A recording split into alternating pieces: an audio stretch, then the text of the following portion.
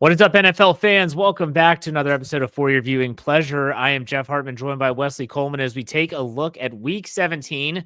What a weird week. We have games on Wednesday. We have games on Thursday. We have games on Saturday, Sunday, and Monday. What a fun week. But first, Wesley, let me wish you a happy holidays. How's it going? Merry Christmas, Jeff. It's going great. This is NFL time of year with so many weeks, and then turning around this week, we get some Wednesday games for Christmas Day, and going through all the way through Monday. Yeah, so this is going to be out probably Tuesday evening, if not Wednesday morning when you catch it. And so we have games today on Wednesday. We have, like I said, a Thursday night game. Before we talk about specific games, let's talk about how there's significance for every team still in the National Football League. For some, it's playoff seedings, it's jockeying for a position, or maybe it's claiming a playoff spot. For others, it's taking a look at, and I know I texted you before the Saints played on Monday Night Football. You said, I want a better draft slot. And so you're kind of okay with a loss because you've been mathematically eliminated from the playoffs.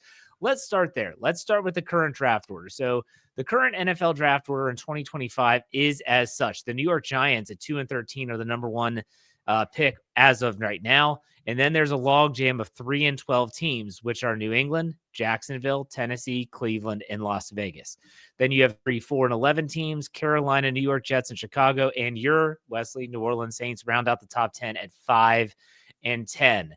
Man, this is crazy. I can't say that I've ever followed it really, really close, but it seems like this is, when it comes to looking at the last 2 weeks, this could change dramatically in terms of the draft order in 2025. Yeah, so last year 5-12 would have gotten you the 5th pick in the draft, where this year there's 10 teams right now with 5 or less wins. Wow. So I mean, it's more competitive in that top 10.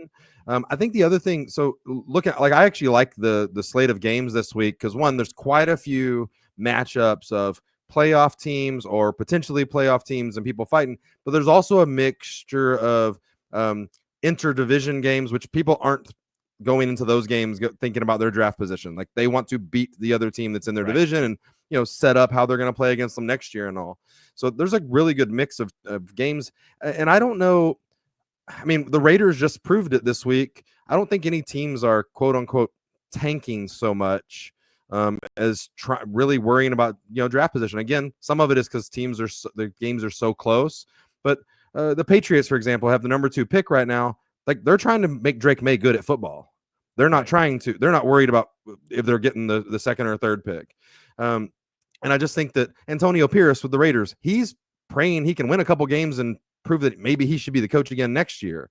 And I mean, I think the Titans, they have 2 young quarterbacks that they would like for one of them to develop. I'm not sure if most of these teams are thinking about that too much, about the draft position and all, as much as their fans are. Well, let's go down this path. Is there a team that you can think of, conference doesn't matter, that you're like, man, it looks like they've kind of just folded it up, they're done for the year? I've got a couple in my brain, but I want to know what you think. Well, I mean, the Browns, for example, I mean, the Browns are a 3-win team, but I don't think that they have much to play for. They have players coming out and making comments about that they're not going to be there for a rebuild. That kind of being a pretty big statement. I know Jameis wasn't playing great for them, but them going to their backup was not. Dorian Thompson-Robinson, Wesley. How do you not know DTR's name, for crying out loud? He's not going to win. I was trying to be respectful by not calling him out by name, but he's not going to win a football game very often in his career. The Raiders are one of those that kind of should be tanking, but again, I think Antonio Pierce is playing for his career, and I think that from what we heard from the players there, they want Antonio Pierce to stay as their coach possibly, so they're trying to navigate a way to win without any decent quarterbacks. I was thinking, well, I think the Jets are just a dumpster fire. I mean, Aaron Rodgers is on Pat McAfee making snide little comments about a teenager making decisions after the season. You got Garrett Wilson openly saying, like, I don't know if I want to come back here. That's a team where you're thinking, man, this could go south. It's already gone south. You also have Aaron Rodgers talking about how nice Nashville is and how it's a great place it would be a great place to live and a fun place to go out, and how much the country music there is great. Like, I mean, Aaron Rodgers said a lot in that interview. On top of that, I'd say the Jaguars too. I mean, they just completely shut down Trevor Lawrence. Doug Peterson's probably wondering if he is going to be employed in 2 weeks. And He can't so, be. He can't be, yeah, right? you wouldn't think so, but at the same time, and the Jets, I'm sorry, the Jets and the Giants. I'll throw the Giants in there. Do you think Brian Daboll comes back? No, he can't. You don't think so? No, it's just too ugly and too bad there. They need somebody to blame. And it's bad because he was the next star coach 2 seasons ago Yeah. of the way he took an underman team and inspired them to play well. And then he's just continued to have an underman team, which I mean that's probably the GM's fault more than his. Right. But I mean that's a they got a lot going on there. And the GM's not going to fire himself, so All right, so let's go to the other side of the docket. So leaving the draft order, we'll touch on that next week for sure. But taking a look at the upcoming playoff seedings. Now, as we sit here and record, here is what the current AFC playoff standings are. The Kansas City Chiefs are 1 win away from locking up the top seed, the number 1 seed. Buffalo Bills at 12-3 are the number 2. Pittsburgh, due to tiebreakers, are 10-5, and they're in the number 3 spot as the leaders in the AFC North. Houston has clinched their division and are probably solidifying the number 4 position. Baltimore has clinched a playoff spot at 10-5. And then you have the Chargers at 9-6 and the Denver Broncos at 9-6. But there's some teams that are still just hanging around. The Colts at 7-8, the Dolphins at 7-8, and the Bengals at 7-8. So there's a huge game coming up this weekend, and we can talk about this now. And it is Cincinnati Bengals hosting the Denver Broncos. If Cincinnati loses, they're done. If Denver wins, do they clinch? I don't know about their clinching scenario. Are you familiar? I'm not. I think that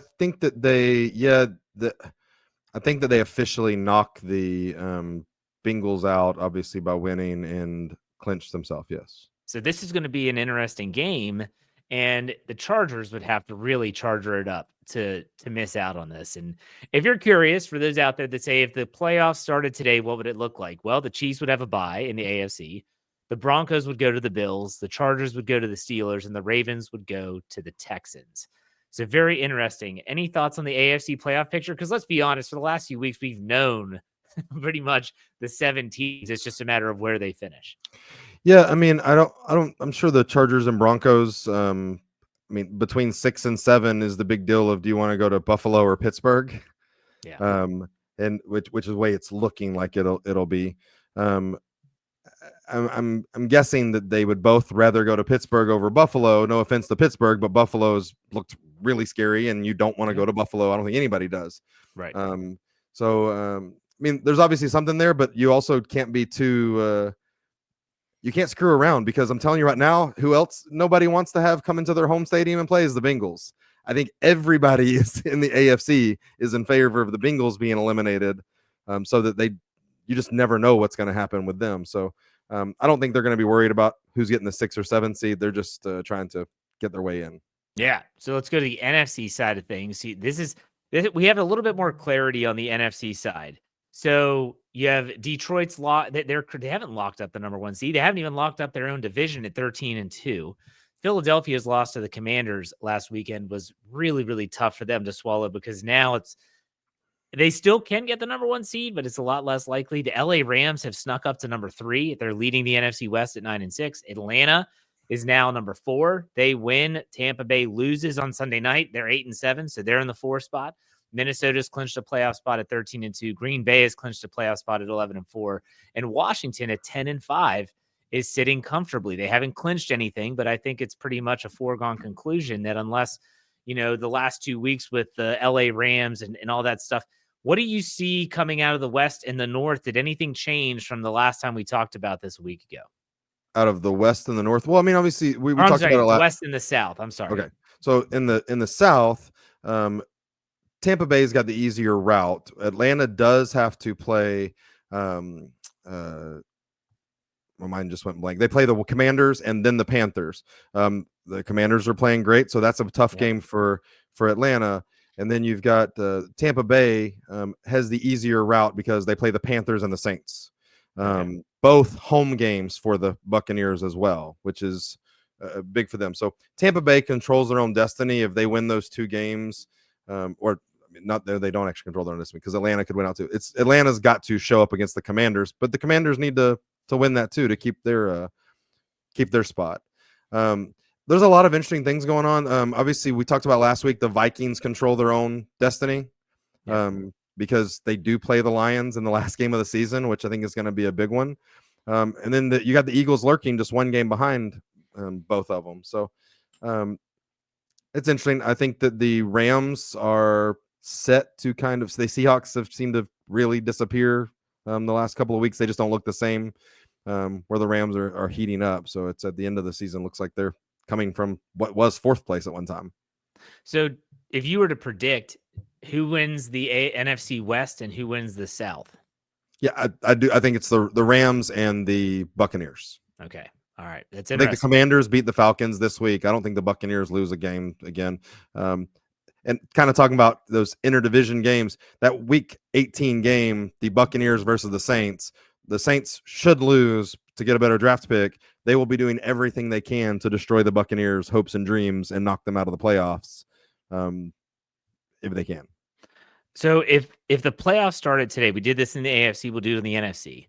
It would be interesting. You'd have the Lions get a first round bye. The Commanders would go to the Eagles for a rematch of the game we just saw this Awesome. past Sunday. The Packers would go to the Rams in an entertaining game, and then the Vikings would go to the Falcons. The Vikings would be like, oh, this is great. We're fine with this. So nonetheless, the Vikings just played the Falcons, I do believe. So we would see a lot can change, though. A lot can change. So I think with all that out of the way, let's talk about this upcoming slate of games because it is a weird week. Wednesday's games, you have Christmas Day, both on Netflix. Not a fan of that, but it is what it is. Money talks, and you start off at 1 o'clock with Chiefs Steelers, and then you go to 4:30 Ravens at Texans. What do you think about these two games, Wesley? We just saw these four teams play on Saturday this past week. Maybe not the best games. It's so shuffling the deck and making them reface each other. I think I hoped a couple of weeks ago that the games on Saturday were going to be better, and that would have led me thinking of this.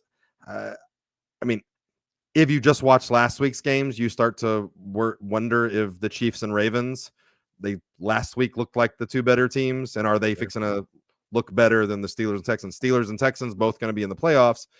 Neither one real hot right now. Is George Pickens going to make that big of a deal for the Steelers? I mean, maybe. But their inability to establish a run game for me is just crazy. And then, I mean, the Steelers also had just terrible bad luck. I mean, for the first half of that game, they looked like the better team and never got any of the bounces. Yeah. And then it kind of just reeled in the second half. I mean, I'm still excited. It's playoff games. It's I think we're going to see the best from both teams. And still would not mind watching both of those teams get upset. I'd like to watch the Chiefs and Ravens both lose if I could. Now, just out of curiosity, what do you think about the NFL playing on a Wednesday and making this a holiday thing? The NFL they couldn't care less about the NBA or anyone else that wants to claim ownership to Christmas Day sporting events. But do you like this? The NFL saying we're going to have a teams play on Saturday and then again on Wednesday? No, I think that both four teams playing 2 weeks in a row, on short weeks, I don't think it's smart. I don't think it's fair. I don't understand. Like, we've got enough bye weeks so they can mix it around and throw a bye weekend for some teams here at the end. I mean, even if we're talking about they've talked about the 19-week season with 2 bye weeks. There's some sort of solution to this, but asking 4 teams that are all playoff teams to play really important games against other playoff teams this late in the season, both weeks on short rest, isn't fair to them. I don't think it's fair to the fans. We could see, less good games. I mean, obviously when they made this schedule, they didn't know that all 4 of these teams would be playoff teams, but you can say that you're extending the playoffs, and we get the playoffs 2 weeks early, but we also could be ruining, some dreams for some playoff teams. You say you're absolutely right when you say that they had no idea they were going to be playoff teams. But if you're looking at the AFC and you're saying, okay, we have the Chiefs, Steelers, Ravens, and Texans. What are the odds that 75% of those teams are in the playoffs at this time? Everyone would probably say there's really good odds that 75%, if not 100% of these teams are either in the hunt or have already clinched. I know that there's going to be a break on the back half. All four of these teams could have upwards of 10 to 11 days, depending on the slate of 18 Week 18 games. They're going to have a break, but man, this is a tough road to hoe for sure with the Chiefs and Steelers and the Ravens and Texans. And Ravens Texans, we talked about this with playoff scenarios. They could play again in just a couple weeks if the Steelers were to somehow find a way to win out and win the AFC North. So, all right, let's go to Thursday night.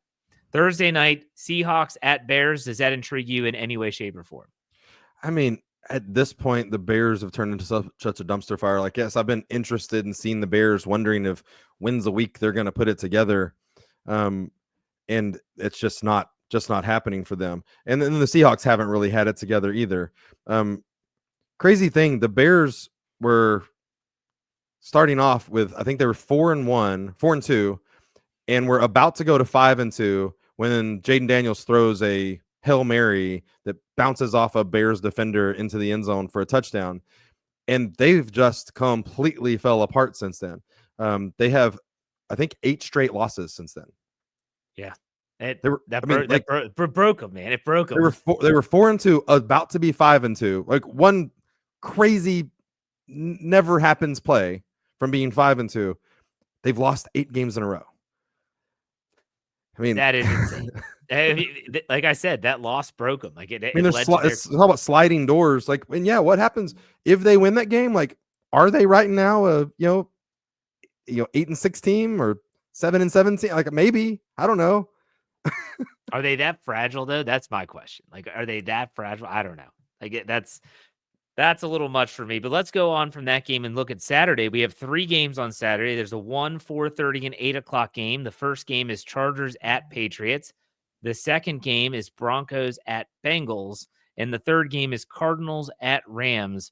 We talked a little bit about Broncos Bengals. To me, that highlights this trio of games in terms of significance. And you have a Broncos team that the defense has been a little bit off the last few weeks, but they're still a legitimate team. They're in the playoff hunt, and the Bengals are hanging by a thread. But then you have the Rams and Cardinals at night. What do you think about this slate of games? Well, two of the games I think are great. I'm excited about the Broncos Bengals. I think that's a big game for both of them. They're going to be fighting like it is a playoff game all the way through. There won't be anything decided before this, so they'll be playing. Cardinals and Rams, it's kind of weird. I think we're going to see the best of the Rams. The Cardinals are officially eliminated. Yeah. So I'm not sure what you're going to see from them. I think that they've got enough young players that they're going to be playing to try to win. They're still trying to develop Marvin Harrison Jr. and get him and Kyler Murray on the same page. They're trying to get Trey McBride his first touchdown of the year, which is insane.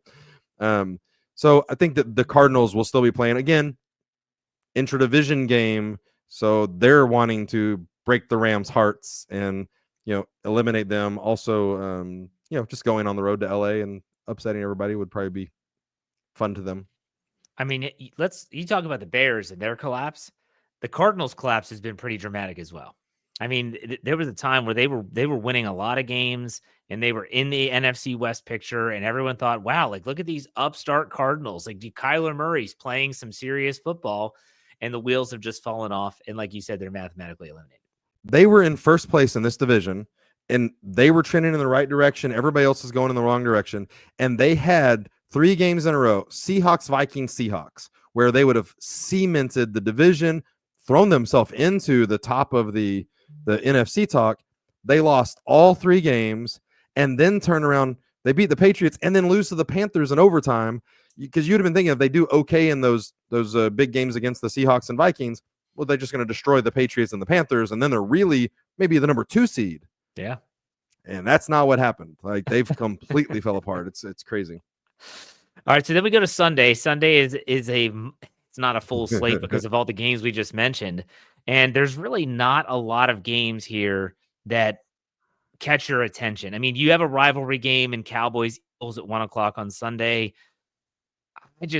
Packers Vikings is to me the culminating event of the day. Is there another game that you see on Sunday slate that you're like, okay, this is the game to watch? And that Sunday game, Packers Vikings, is in Minnesota and is at 4:25. Well, yeah, I mean the Packers Vikings. Also, I mean 2 playoff teams right now, the Falcons and Commanders playing against each other. We talked about that earlier. That is the 8:20 Eastern time night game.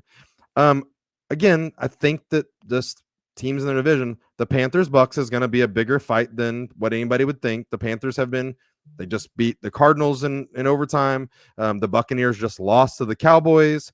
And then going on at the same time is Cowboys and Eagles, which talk about two teams that hate each other. And that's going to be in Philadelphia. There's going to be a lot of noise and all. And the Cowboys are going to be doing everything they can to win that game. They just beat a Buccaneers team.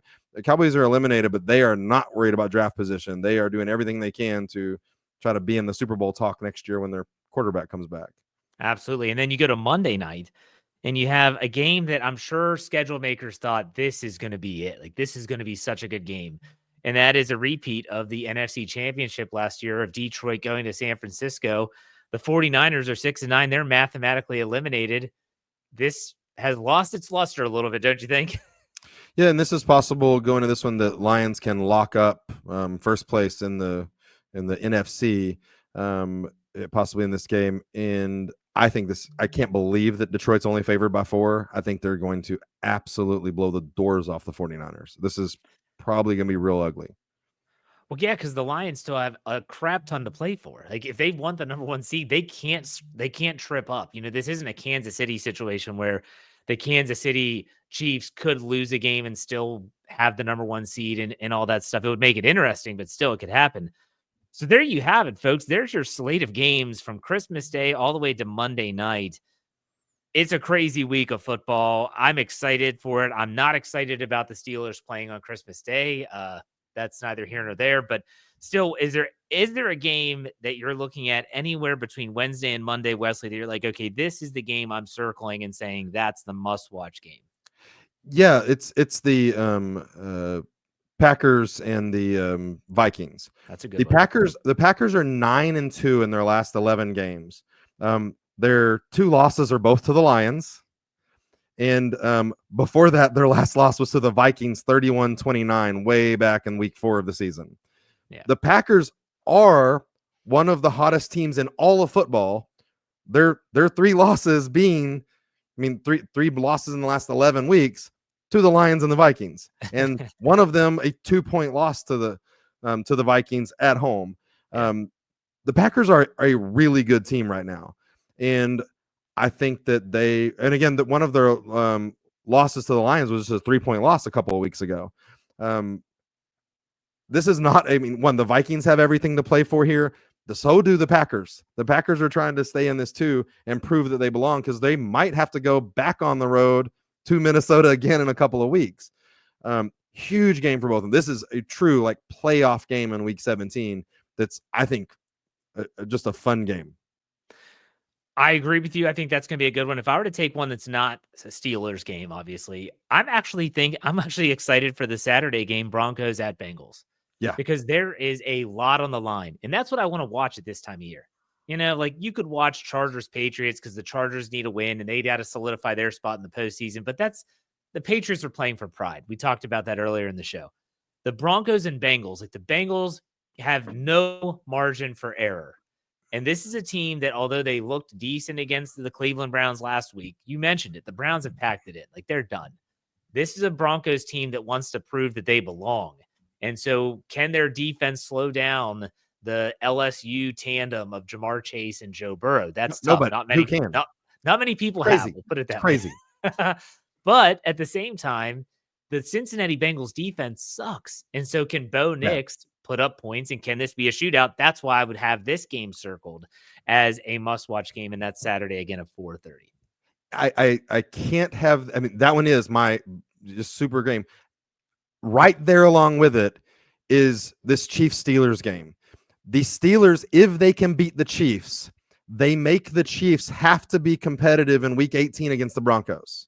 Yep. So what you're one, because again, so the fear here for the Bengals is they win, they do all their stuff, but then in Week 18, the Chiefs rest everybody against the Broncos, and so that eliminates the Bengals when the Broncos beat the Chiefs. You want, everybody, just for fun in the league, you want the Chiefs to lose this week so that they're scared of losing in Week 18, and have something to play for. Just so we can have these games going on at the same time, and I'll be scoreboard watching, still figuring out. There's a real chance that after this week, we already know the playoff teams and everything's 100% kind of who's in and who's out. But if we want to keep this craziness alive, if we can get the Steelers to beat the Chiefs, get the Broncos to lose to the Bengals, and then we can go into Week 18 with a lot of excitement.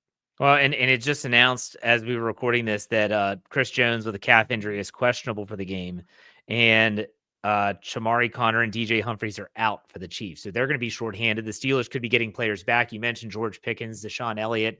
It's some needed help on the Pittsburgh Steelers roster, so we'll see what happens. It's going to be exciting. But Wesley, I'll give you a chance. Any final thoughts or anything before we call it a show? No, this is great. It's a fun week again. End of the season. We got lucky with some playoff matchups that you can't predict early in the year, and then you've got a lot of interdivision games which they do predict and want to have here at the end of the year. So a lot of teams with stuff to play for. I expect we see some hard fought, fun games. Absolutely. And why don't you tell everyone where they can find your Saints coverage as well as you on social media? Yeah, if you want to start, I'm going to start doing mock drafts already. I've been warming up the last couple of weeks. So if you're worried about where the Saints are going to be picking somewhere between 8 and 11, and they need every position. So if you want to talk about that, you can find me on X at @WhoDatWesley13. I'm on the Dome Patrol podcast at Dome Patrol PCast on X. Jeff, where can we find you in your Steelers coverage? Steel Curtain Network. Anywhere you get your podcast, you can go to steelcurtainnetwork.com. That's our website as well. If you want to find me on social media, it's at jhartman, HARTMAN_PIT. No mock drafts for me because we at least have one playoff game. So we'll be talking about that coming up. But Wesley, man, to you and yours, Merry Christmas. Hope you enjoy it. We'll talk next week. Merry Christmas, everybody.